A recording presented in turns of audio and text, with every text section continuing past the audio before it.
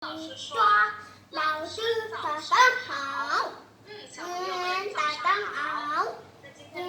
要来上新课，小朋友们要上新课的时候，小朋友要认真听课，知道了吗？认真学习。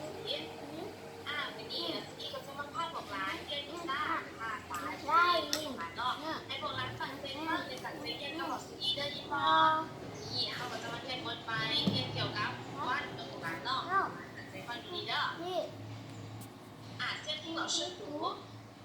放老师念安的生词，生词，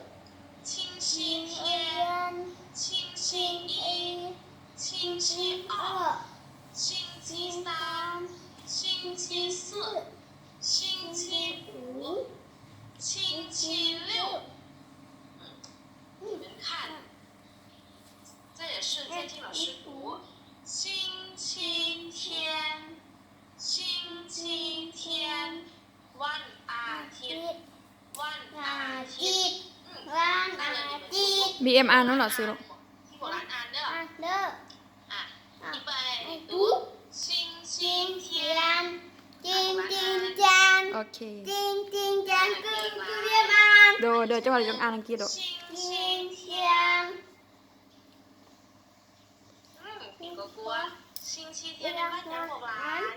ชิงชิงเทียนนั้นวันอาทิตย์โบราณเนาะจือไว้เด้อชิงชิงเทียนแปลว่าวันอาทิตย์เขานับวันเขาก็จะนับเป็นวันอาทิตย์เป็นอาทิตย์ก็โบราณเนาะวันอาทิตย์ก่อนเลยถ้าถึงว่านับเป็นวันจันทร์โบราณเนาะเข้าใจแล้วบ่หลานไป再来看星期一จิงจิง วัน อี จันทร์ ตัน 你们读ที่โบราณอ่าน 星期一 อ่านลูก จิงจิงอี 再来一遍 星期一真棒星期一你แปลว่าวันจันทร์星期一แปลว่าวันจันทร์วันนั้นจื้อแล้วบ่ถ้าจื้อแล้วเข้ากับไปก็ไปก็ประมาณเนาะ先听老师读星期二星期二วันค้าน到了你们读ที่โบราณอ่าน星期二อ่านน้องหลอดซื้อลูก你哥哥再来一遍星期二你们很棒星期二你们วันค้าน星期二แปลว่า วันพัน หลานเก่งหลานหลานเข้าใจแล้วบ่คุยไปอย่างนึง先听老师读星期三星期三วันพุธ วันพุธ 你们读ที่โบราณอ่านเด้อ อ่านลูก 星期三顶哥哥再来一遍星期三星期三แปลว่าวันพุธของหลานเนาะ星期三แปลว่าวันพุธเก่งหลายแต่下一个星期四星期四星期四แปลว่า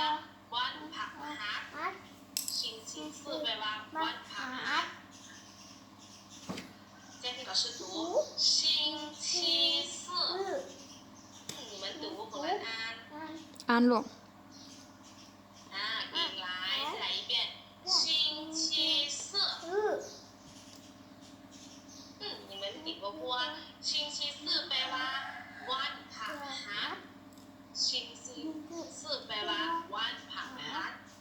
หลายเก่งหลาย再来一遍星期五星期五แปลว่าวันศุกร์星期五แปลว่าวันศุกร์到了你们读ที่บอกว่าอ่านเด้อ星期五อ่านดังๆที่น้องหลอดซื้อลูก จิงจิงหู 很棒再来一遍星 จิงหู 星期五แปล วันศุกร์星期五แปลว่าวันศุกร์再来这一个星期六星期六แปลว่าวันเสาร์星期六แปลว่าวันเสาร์到了你们读听我来看的星期六